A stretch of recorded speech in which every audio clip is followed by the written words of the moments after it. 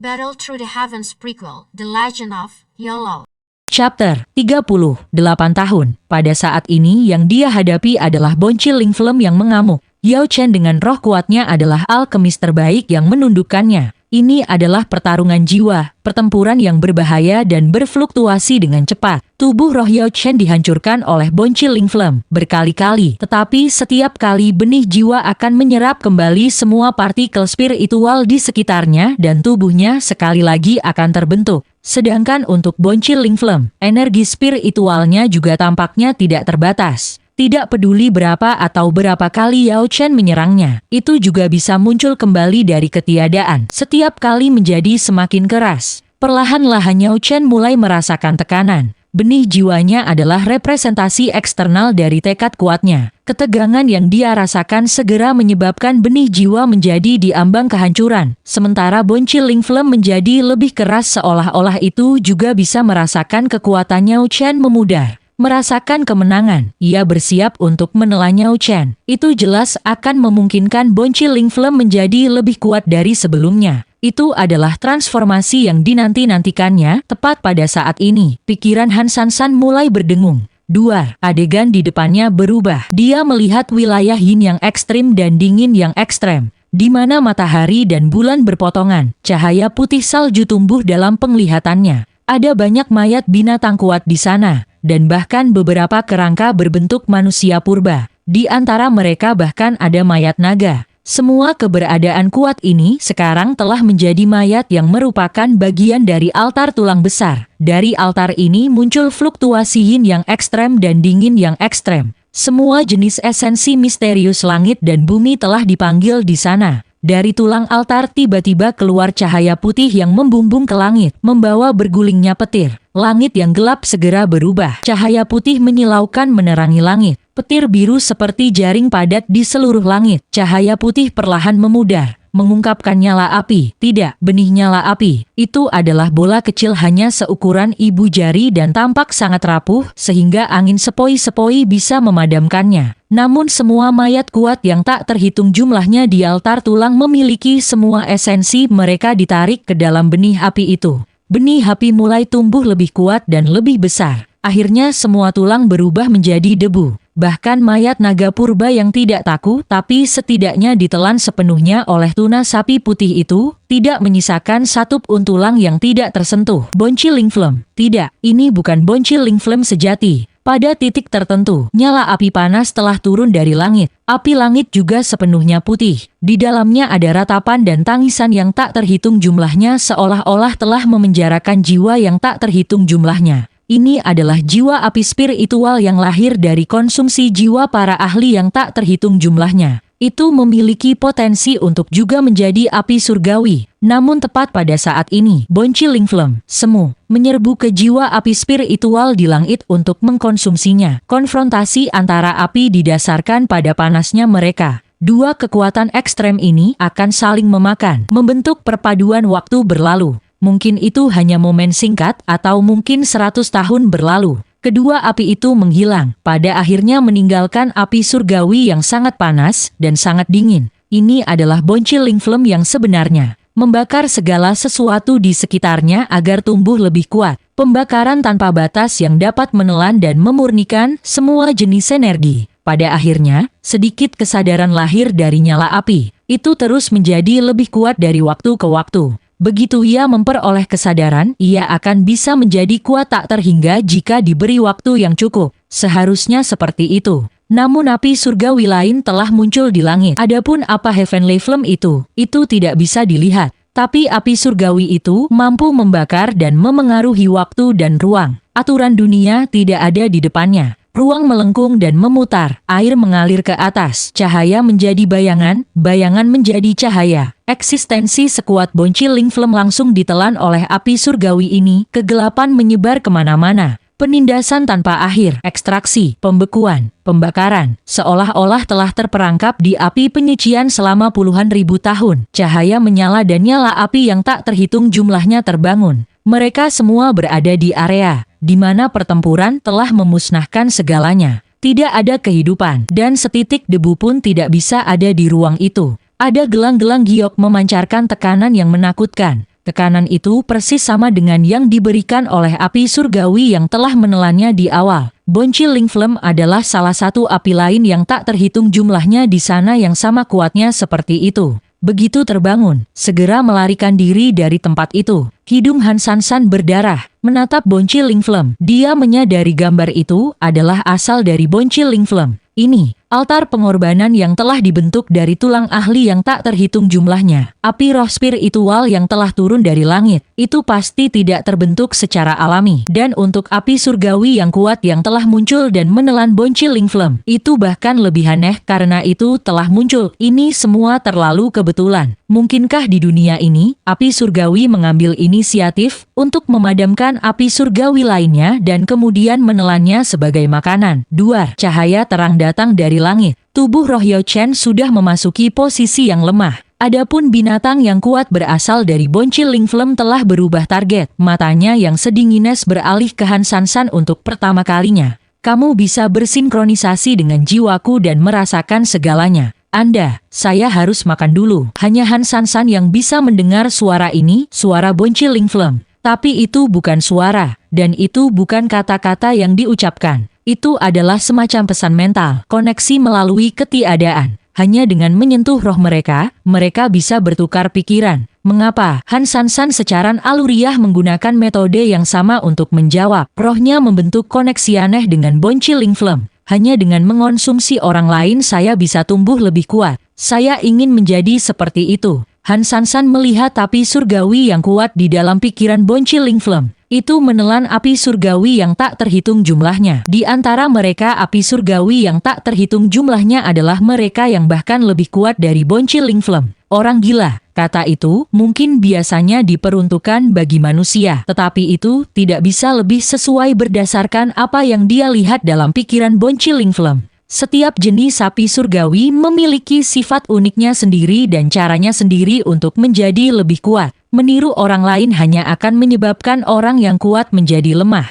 Jika aku memakanmu, aku mungkin akan lebih kuat. Untuk dapat terhubung dengan saya, jiwa Anda pasti memiliki sesuatu yang istimewa. Binatang buas Boncil Ling Flame pergi menyerang Han Sansan. Tubuh roh Yao Chen dengan marah memblokirnya, tetapi kekuatannya masih jauh dari cukup. Boncil Ling Flame ini bukan yang hanya mendapatkan kesadaran beberapa saat yang lalu, tetapi keberadaan yang kuat yang bertahan selama bertahun-tahun yang tak terhitung jumlahnya. Kekuatan semacam ini hampir tidak ada bandingannya. Tubuh rohnya sekali lagi terkoyak dan hancur. Hanya benih jiwanya yang ulet yang selamat, sekali lagi mengumpulkan semangatnya kembali. Dia hanya bisa menonton saat itu ketika Boncil Ling Flame menelan Han Sansan dalam satu tegukan. Tidak, tubuh roh Yao Chen masih di langit, namun tubuh fisiknya benar-benar mulai bergerak sekarang. Membuka matanya, energi spiritual keluar dari tubuhnya. Mati, ruang bergetar dan bergetar. Energi spiritual Yao Chen meledak dan benar-benar mencapai tingkat kekuatan Douzun. Roh tingkat Douzun adalah puncak potensi Yao Chen. Duar, rohnya bergetar dan Yao Chen merobek ruang kosong.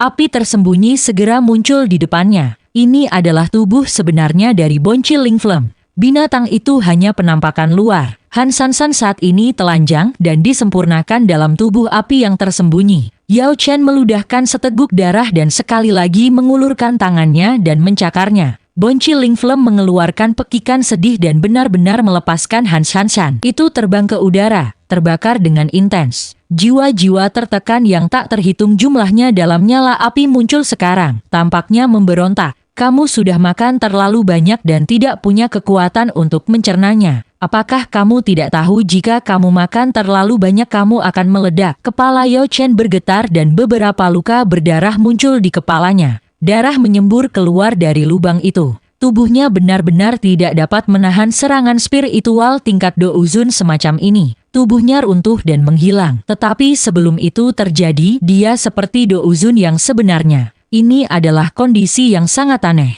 Dari darahnya muncul energi yang mendukungnya. Darah Doudi, leluhur klanyau adalah Doudi, dan hanya mereka yang memiliki garis keturunan Doudi yang dapat terus mewarisinya selamanya tanpa melemah. Warisan garis keturunan semacam ini misterius dan menakutkan. Sangat jarang ada orang yang menemukan kunci untuk mengaktifkannya. Yao Chen juga belum menemukan kunci untuk mengaktifkan energi tersembunyi di dalam garis keturunan Doudi. Tapi sekarang dia baru saja langsung menembus penghalang itu, menggunakan cara paling keras yang memungkinkannya memanfaatkan energi itu. Tetapi harga akan menjadi pengorbanan tubuhnya. Itu runtuh dan hancur. Di dunia ini tidak ada kekuatan yang gratis. Semuanya ada harganya. Han Sansan tidak kehilangan kesadaran dan menutup tubuhnya. Dia menatap Yao Chen dengan kaget. Untuk dapat menghancurkan ruang, itu adalah kekuatan Douzun. Pria harus kuat seperti itu. Yao Chen bisa merasakan dirinya menghilang. Jenis kekuatan yang Anda peroleh akan setara dengan harga yang harus Anda bayar. Sebagai seorang alkemis, dia sangat menyadari hal ini. Pada saat ini, dalam hal kuantitas, kekuatan spiritualnya mungkin tidak sama dengan Bonci Ling Flem. Tetapi setiap kali mereka bertabrakan dengan kekuatan Bonci Ling Flem bisa ditampilkan jauh lebih lemah daripada dia. Yao Chen sekali lagi mengulurkan tangannya. Tubuh rohnya mengikuti perintahnya untuk mengisi tubuh sejati Bonci Ling Flem. Riak merobek ruang.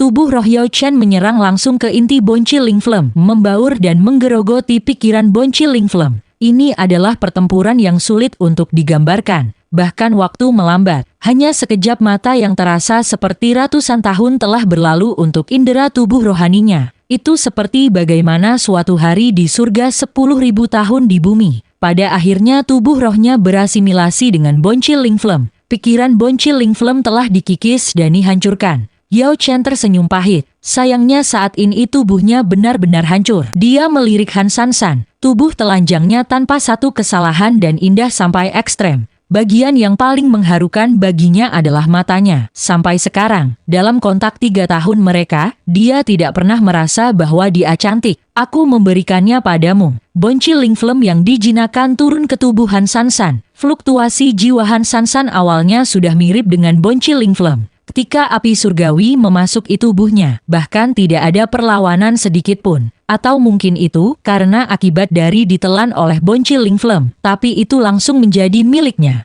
Dia adalah api surgawi dan api surgawi adalah dirinya. Itu alami dan tanpa cacat. Yao Chen tertawa. Karma benar-benar aneh. Dia telah mengerahkan semua upayanya, namun itu hanya menguntungkan orang lain. Tapi karena orang itu adalah Han Sansan, dia tidak keberatan. Namun, ayah, ibu, saya minta maaf putra Anda tidak dapat memenuhi keinginan Anda. Semburan aroma obat datang dari tubuh Yao Chen. Pada saat yang sama, tubuhnya benar-benar mulai menghilang, berubah menjadi bintik-bintik cahaya perih. Titik-titik cahaya ini menerangi wilayah es hitam. Yao Chen, apa yang terjadi padamu? Han Sansan ketakutan. Tidak lagi repot-repot menutup tubuh telanjangnya, dia bergegas ke depan, ingin memeluk Yao Chen. Namun Yao Chen sudah kehilangan kehidupan manusianya. Han Sansan meraih ruang kosong, tubuhnya menembus Yao Chen. Aku akan pergi. Jaga fengsian untuk saya dan saudara-saudara saya yang lain. Oh, dan juga minta maaf kepada Xuanyi.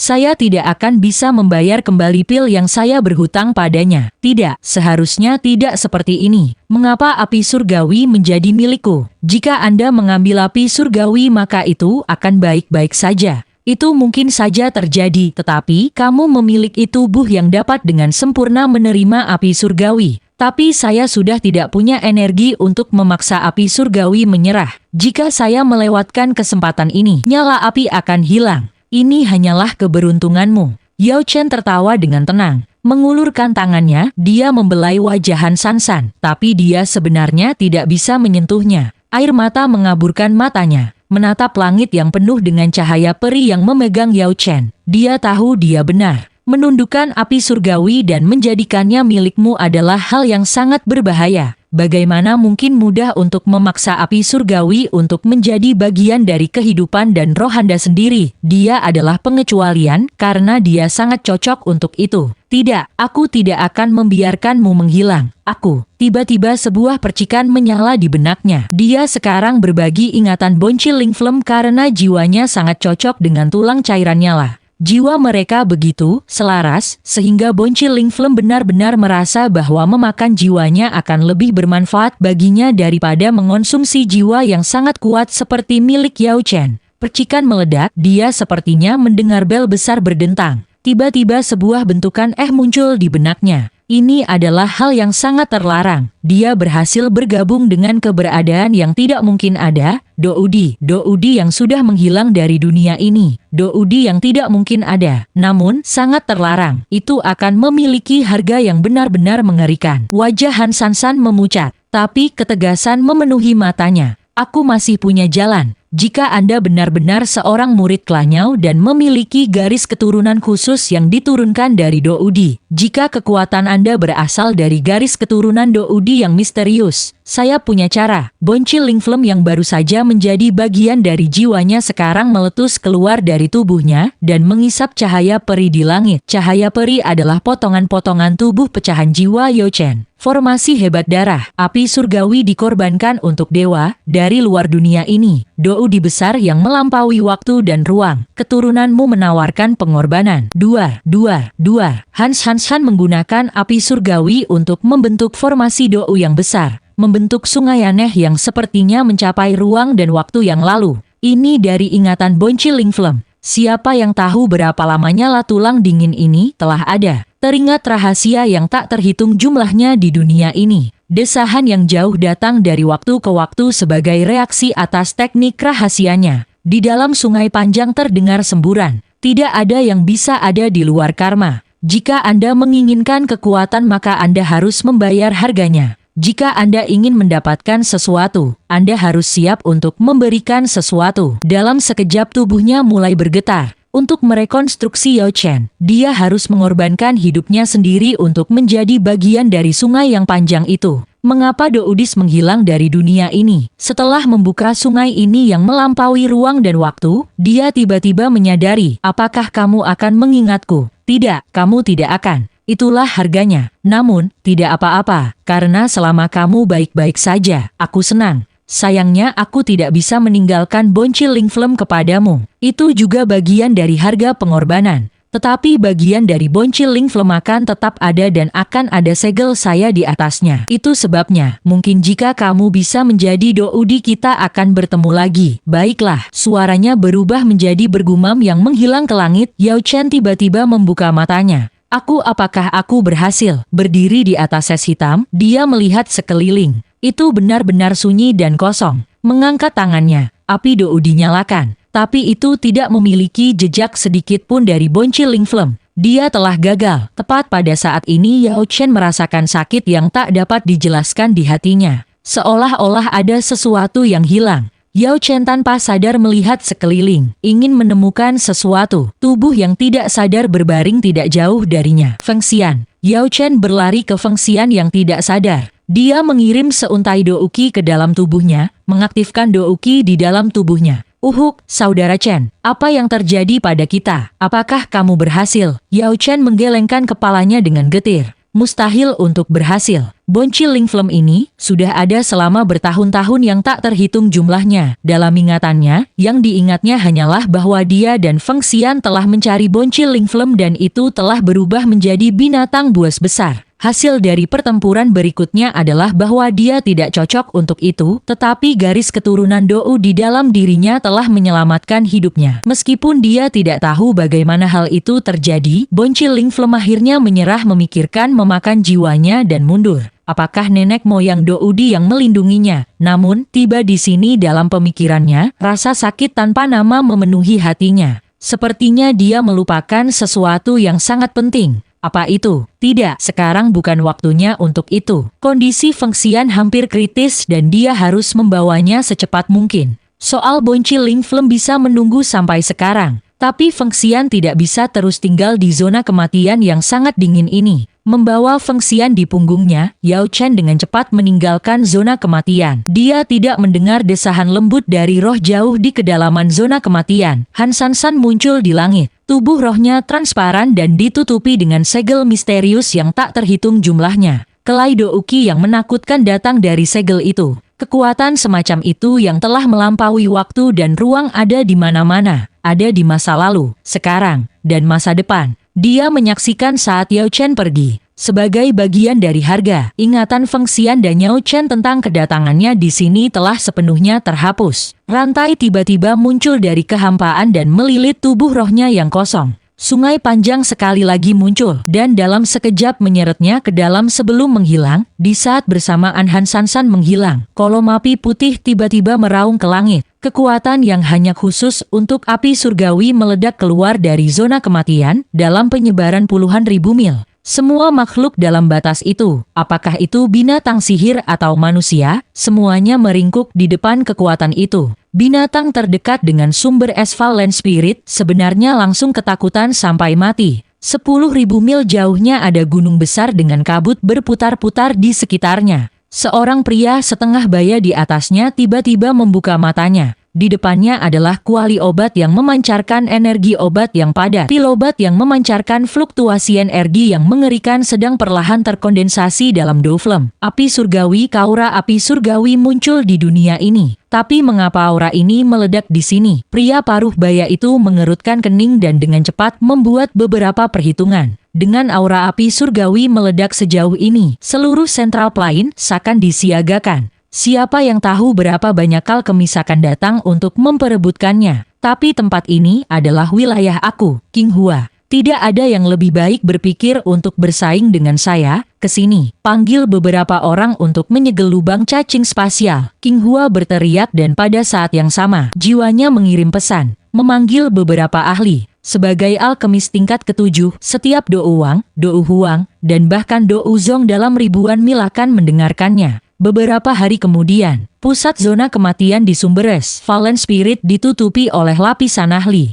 Pada saat ini Yao Chen membawa Feng Xian ke desa pegunungan dengan hanya beberapa keluarga di dalamnya. Secara total ada kurang dari 100 orang di desa, dan mereka semua mencari nafkah dengan berburu dan mengumpulkan tanaman obat. Desa dingin seperti itu secara alami tidak akan diperhatikan oleh orang lain. Para ahli bolak-balik membentuk jaring besar, namun tidak ada yang memperhatikan tempat ini. Feng Xian cepat pulih dan wilayahnya bahkan telah maju. Itu jika dia mengalami kematian, dan banyak hal yang tidak jelas baginya sekarang jelas baginya. Dia benar-benar mengerti jalannya sendiri dan tidak lagi tersesat. Kakak Chen, sepertinya situasinya tidak baik. Sekarang Bonci Ling Flame telah meletus. Berita akan menyebar kemana-mana dan bahkan Dou Zong akan datang untuk memperjuangkannya. Yao Chen mengangguk tak berdaya. Sepertinya dia benar-benar tidak memiliki hubungan dengan Bonci Ling Flame. Pada saat ini ia harus segera melarikan diri. Bencana telah melanda tempat ini. Sudah jelas bahwa tidak lama dari sekarang akan ada pertumpahan darah lengkap di sini saat Bonci Ling Flame membantai mereka yang ingin menaklukkannya. Dia hanya seorang douling, dan tidak peduli bagaimana dia melihatnya, dia tidak punya kesempatan. Dia hanya akan menjadi tumpukan abu. Namun di dalam dirinya ada kerinduan yang membuatnya mustahil untuk mendengarkan suaran alar dan pergi dengan aman sekarang. Kekayaan bisa didapat di tengah bahaya. Tinggal di sini mungkin berbahaya, tetapi selama ada kesempatan, bahkan peluang 1 dari 10.000, dia masih harus tinggal. Jika dia pergi maka dia benar-benar akan dibiarkan tanpa apa-apa. Kita harus tinggal di sini lebih lama. Kita sudah mengalami kekuatan dari Bonci Ling Flame. Itu bahkan tidak dekat dengan api surgawi yang baru lahir. Tetapi sebaliknya nyala api yang telah ada selama bertahun-tahun yang tak terhitung jumlahnya. Bahkan alkemis Dou Zong tidak dijamin berhasil. Yao Chen mengambil napas dalam-dalam dan memutuskan untuk mengambil kesempatan besar. Feng Xian tidak mengatakan apa-apa dan hanya mengangguk. Tidak peduli apa yang diputuskan Yao Chen, dia akan selamanya menjadi dukungan tanpa syarat.